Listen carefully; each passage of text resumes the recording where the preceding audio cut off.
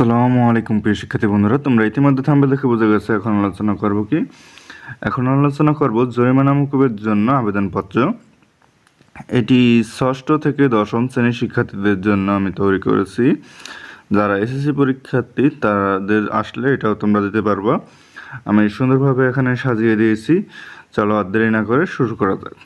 দেখো এখানে তারিখ ডট ডট দিছি, তোমরা যেদিন লিখবা সেদিনকার তারিখ দিবা। বরাবর প্রধান শিক্ষক, দেখো বিদ্যালয়ের জায়গায় এখানে ডট ডট দেওয়া আছে, তোমরা যার যার বিদ্যালয়ের নাম দেবা, এখানে স্কুলের নামটা লিখবা। আর যদি পরীক্ষার প্রশ্নে থাকে সেই স্কুলের নামটা এখানে দিতে হবে। তারপরে নিচে আর ডট ডট আছে ঠিকানা, এখানে দিতে হবে, ঠিকানা দিতে হবে। তারপর দেখো বিষয় জরিমানা মুকুবের জন্য আবেদন।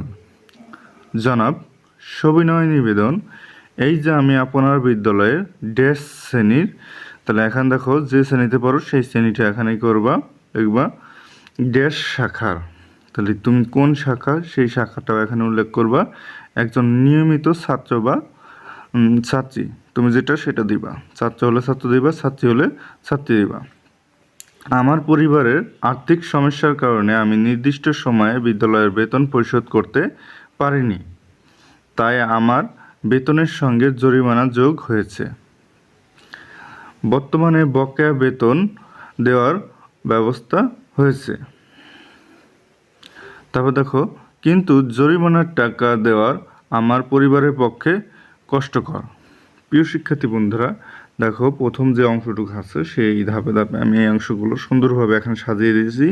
যে জায়গায় ফাঁকা অংশ সেই ফাঁকা অংশগুলো তোমরা সুন্দরভাবে পূরণ করবা, কিন্তু এখানে ডট ডট দেওয়া যাবে না। আমি ডট ডট দিয়ে বোঝানোর চেষ্টা করেছি যে এখানে কি কি লিখতে হবে তা তোমরা পড়লেই বুঝতে পারবা, আমি তারপরে বলে দিয়েছি সুন্দরভাবে।